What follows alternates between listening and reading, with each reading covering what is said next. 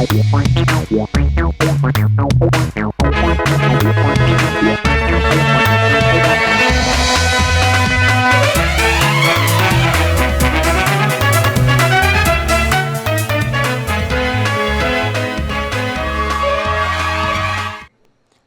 आप देख रहे हैं राष्ट्रीय समाचार। मेरा नाम है प्रिया पांडे। आइए एक नजर डालते हैं आज की हेडलाइंस पर। कैमूर में इंडिया महागठबंधन के चुनावी कार्यालय का उद्घाटन। बक्सर सांसद सुधाकर सिंह बोले, बिहार को पिछले 20 सालों में पलायन के अलावा कुछ नहीं मिला। लखनऊ एक्सप्रेस वे पर आग की लपटों में घिरी double decker AC sleeper bus, 39 लोग थे सवार। रविवार की सुबह कर्नाटक में भूकंप के हल्के झटके। भूकंप से हिली धरती, महज 5 किमी थी गहराई।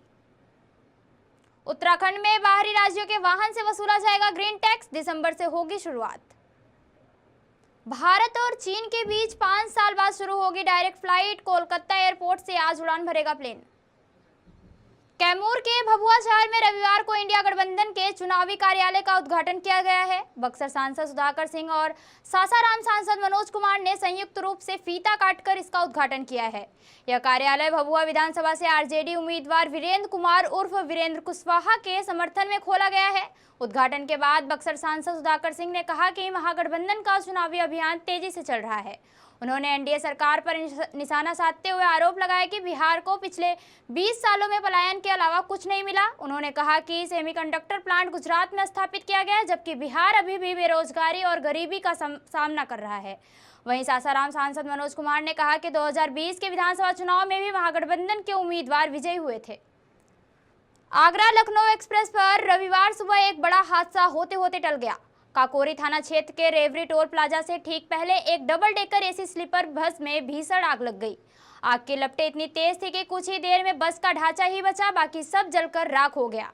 पुलिस के अनुसार यह हादसा रविवार तड़के करीब 4:45 पर हुआ। दिल्ली से गोंडा जा रही 44 सीटर डबल डेकर वातानुकूलित बस नंबर BR28P6333 अचानक आग की चपेट में आ गई। बस के चालक जगत सिंह ने प्राथमिक जानकारी में बताया कि रेवरी टोल प्लाजा से लगभग 500 मीटर पहले अज्ञात कारणों से बस के पहिए में आग लग गई, जिसके बाद आग तेजी से पूरी बस में फैल गई और बस का एक आग का गोला बन गई। कुछ यात्रियों ने बताया कि आग संभवतः टायर फटने के बाद आग लगी थी। बस में उस समय लगभग 39 यात्री सवार थे। आग लगते ही ड्राइवर जगत सिंह ने असाधारण सूझबूझ और तत्परता दिखाते हुए सभी यात्रियों को तुरंत बस से नीचे उतारना शुरू कर दिया। थाना काकोरी पुलिस को आग लगने की सूचना मिलते ही स्थानीय पुलिस और फायर ब्रिगेड की टीम तत्काल मौके पर पहुंची। पुलिस टीम ने फायर ब्रिगेड की मदद से बस में फंसे सभी 39 यात्रियों को सकुशल बाहर निकाला। कर्नाटक के बीदर जिले में रविवार की सुबह भूकंप का हल्का झटका महसूस किया गया है। भूकंप की तीव्रता रिक्टर पैमाने पर 2.9 मापी गई है। राज्य प्राकृतिक आपदा निगरानी केंद्र ने इस बारे में जानकारी दी। भूकंप का यह झटका सुबह 3:42 पर महसूस किया गया। इसका केंद्र चिटगुप्पा तालुक के भास्कर नगर गांव से 2.4 किलोमीटर उत्तर पश्चिमी में 5 किलोमीटर की गहराई पर स्थित था। KSNDMC की ओर से जारी बयान में कहा गया कि किसी नुकसान की सूचना नहीं है और निवासियों को घबराने की जरूरत नहीं है। भास्कर नगर और आसपास के इलाकों के ग्रामीणों ने हल्के भूकंप की सूचना दी, लेकिन कोई नुकसान नहीं हुआ। हाल ही के दिनों में देश दुनिया के कई इलाकों में भूकंप की घटनाओं में बढ़ोतरी देखी जा रही है। हमारी धरती के भीतर 7 टेक्टोनिक प्लेट्स हैं। ये प्लेट्स लगातार अपने स्थान पर घूमती रहती है। हालांकि कभी कभी इनमें टकराव या घर्षण भी होता है। इसी कारण धरती पर भूकंप की घटनाएं देखने को मिलती है। इसका नुकसान सबसे ज्यादा आम जनजीवन को उठाना पड़ता है। उत्तराखंड में पर्यावरण संरक्षण और प्रदूषण नियंत्रण को बढ़ावा देने के उद्देश्य से राज्य सरकार ने बाहरी राज्यों से आने वाले वाहनों पर ग्रीन टैक्स लगाने का निर्णय लिया है। परिवहन विभाग के अधिकारियों के अनुसार यह व्यवस्था दिसंबर माह से लागू की जाएगी। इस टैक्स का उद्देश्य राज्य की स्वच्छता, पर्यावरणीय संतुलन और प्रदूषण पर नियंत्रण सुनिश्चित करना है। राज्य के अपर परिवहन आयुक्त सनत कुमार सिंह ने बताया कि राज्य की सीमाओं पर ऑटोमेटिक नंबर प्लेट रिकॉग्नाइजेशन कैमरे लगाए गए हैं, जो आने वाले वाहनों के नंबर स्वतः रिकॉर्ड करेंगे। पहले जहां 16 कैमरे लगाए गए थे, अब इनकी संख्या बढ़ाकर 37 कर दी गई है, ताकि सीमाओं से गुजरने वाले सभी वाहनों का डेटा सटीक रूप से दर्ज किया जा सके। भारत और चीन के बीच सीधी उड़ानें आज से फिर शुरू हो रही हैं। 26 अक्टूबर की रात 10 बजे कोलकाता के नेताजी सुभाष चंद्र बोस अंतर्राष्ट्रीय हवाई अड्डे से इंडिगो की फ्लाइट C6E1703 ग्वागझोउ के लिए टेक ऑफ करेगी। वहीं 9 नवंबर से दिल्ली ग्वागझोउ रोड से भी शुरू किया जाएगा। यह कदम 5 साल बाद दोनों देशों के बीच एयर कनेक्टिविटी की औपचारिक वापसी है। आज रात को उड़ाने वाली यह उड़ान सिर्फ आसमान का सफर नहीं बल्कि नई कूटनीतिक शुरुआत का भी संकेत है, जहां गलवान के बाद टूटी दूरी अब रनवे पर लौटती नजर आ रही है। संथाल लिबरेशन आर्मी SLA के सरगना रोहित मुर्मू के असम पुलिस के एनकाउंटर में ढेर होने से झारखंड की पुलिस ने राहत की सांस ली है। झारखंड के साहिबगंज के DSP विजय कुशवाहा ने पुष्टि करते हुए कहा कि इस बात दुर्दांत अपराधी रोहित मुर्मू पर अपहरण, हत्या, फिरौती, आर्म्स एक्ट एवं एक्सप्लोसिव एक्ट सहित दर्जनों मामले दर्ज हैं। उन्होंने कहा कि रोहित ने बोरियो, बरहेट, मिर्जा चौकी और नगर थाना क्षेत्र सहित दर्जनों इलाकों में दहशत मचा रखी थी। असम पुलिस ने संथाल लिबरेशन आर्मी के सरगना रोहित मुर्मू उर्फ अपील मुर्मू को कोकराझार जिले में एनकाउंटर के दौरान मार गिराया था। पुलिस सूत्रों के मुताबिक मुर्मू हाल में असम के कोकराझार रेलवे ट्रैक पर हुए धमाके का मुख्य आरोपी था। झारखंड के बरहेट क्षेत्र में सक्रिय यह उग्रवादी संगठन लंबे समय के सुरक्षा एजेंसियों के रडार पर था। बिहार विधानसभा के बीच आरजेडी नेता तेजस्वी यादव ने जेडीयू को झटका दिया है। मढ़ौरा विधानसभा से जेडीयू नेता अल्ताफ आलम आरजेडी में शामिल हो गए हैं। अल्ताफ 2020 में मढ़ौरा से विधानसभा से चुनाव लड़े थे और महज 11,000 वोटों से हारे थे। इसके साथ ही वो सार जिला से जेडीयू 3 बार जिलाध्यक्ष भी रह चुके हैं। इस बार मढ़ौरा सीट चिराग पासवान के खाते में चली गई है और लोक जनशक्ति रामविलास उम्मीदवार सीमा सिंह का नामांकन रद्द हो गया है।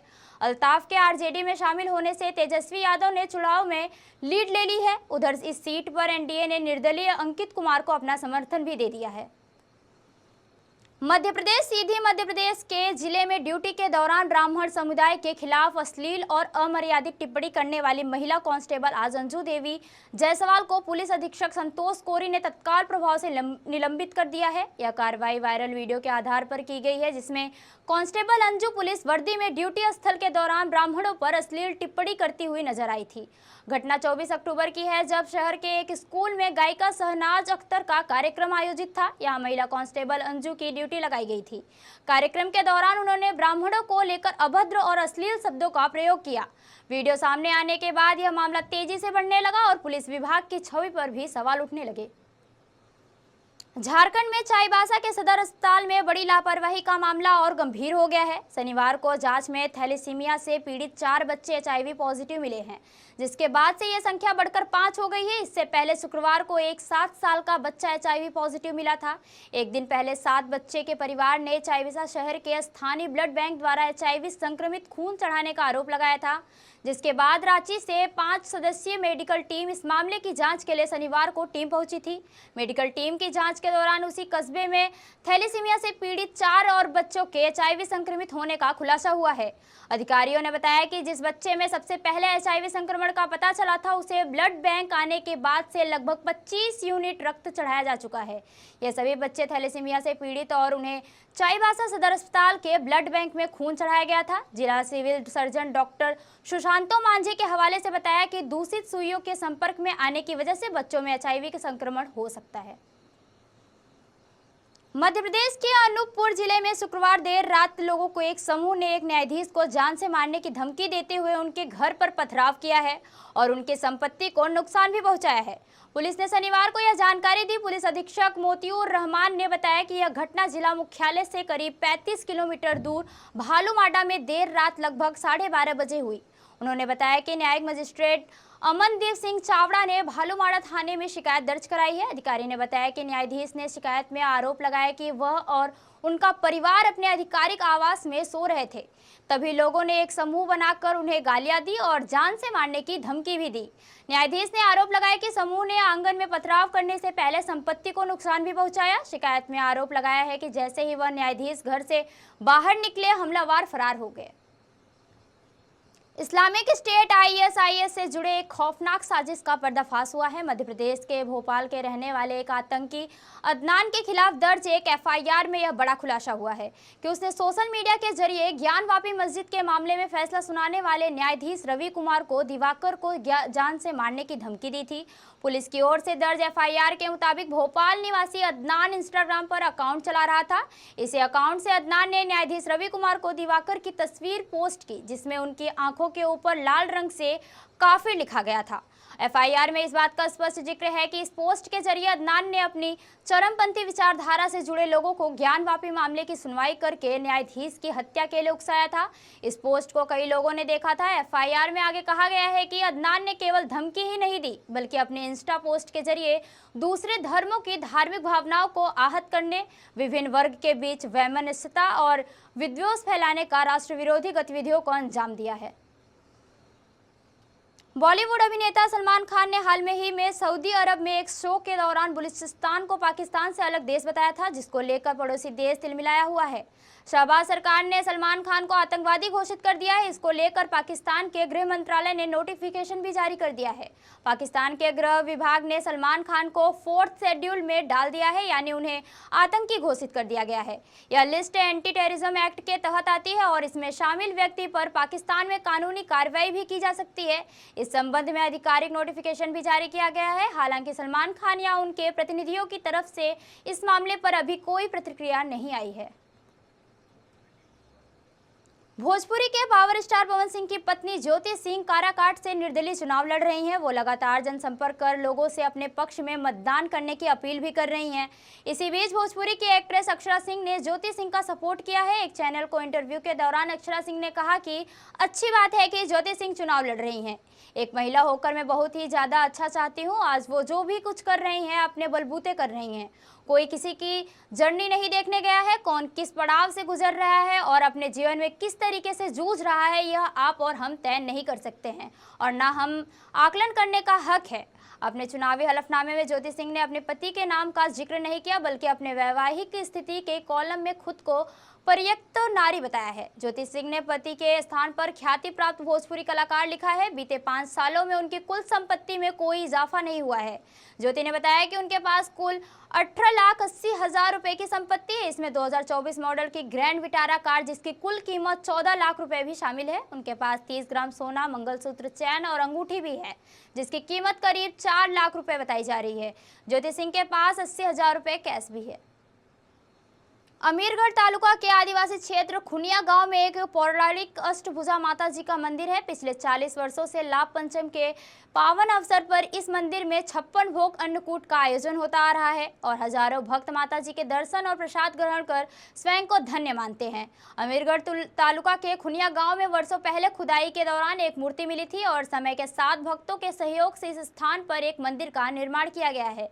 इस पवित्र स्थान पर माता जी की पूजा अर्चना के बाद पिछले 40 वर्षों से लाभ पाचम के पावन अवसर पर 111 व्यंजनों का 56 भोग अन्नकूट आयोजन होता आ रहा है।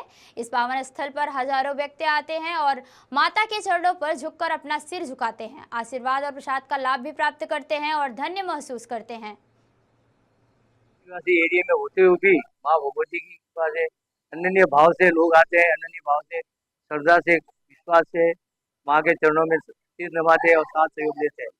उनके सहयोग से ये कार्य बन रहा है। तो हम लोग हर साल अन्नकूट पे और नवरात्रि में 2 या 3 बार साल में पूरे परिवार के साथ हम लोग यहाँ दर्शन के लिए आते हैं, गुरु महाराज के आशीर्वाद से लेने आते हैं। तो जो भी भक्तजन यहाँ आते हैं कुछ ना कुछ लेके जाते हैं, सबकी मनोकामनाएं यहाँ पूरी होती है। बोल बालाजी महाराज की। दिल्ली सरकार ने अपने सरकारी स्कूलों में एडमिशन प्रक्रिया को लेकर एक अहम फैसला लिया है।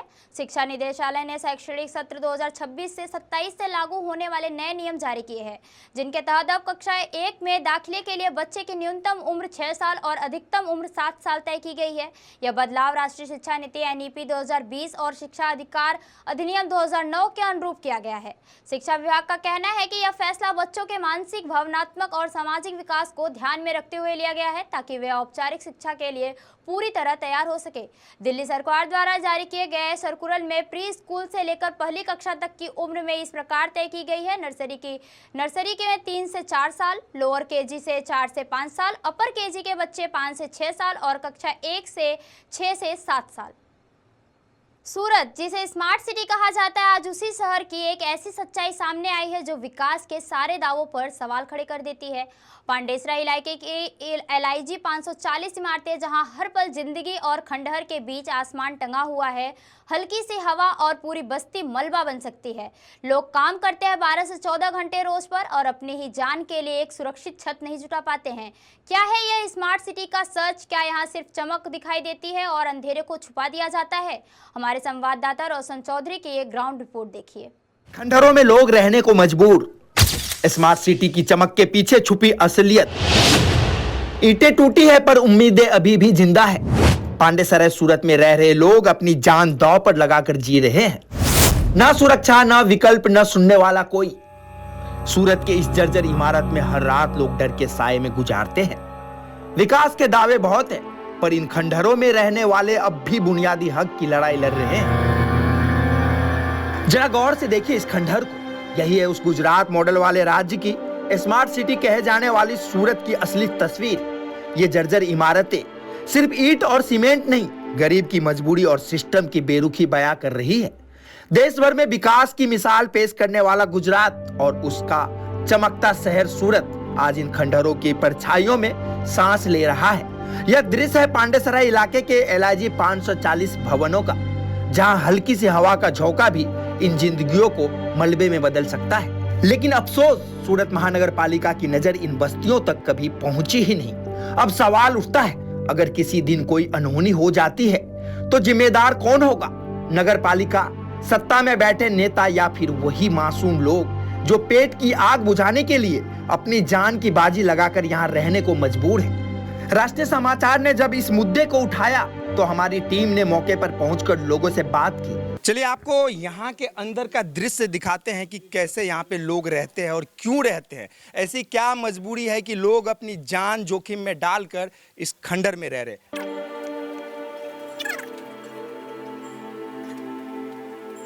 दूसरा टाइम 4,000-5,000 भाड़ा है, हम लोग वॉचमैनी करते हैं। वॉचमैन? हाँ, अभी तो तबीयत खराब है तो बैठे हैं। हाँ। घर में कौन कौन है काम करने वाला?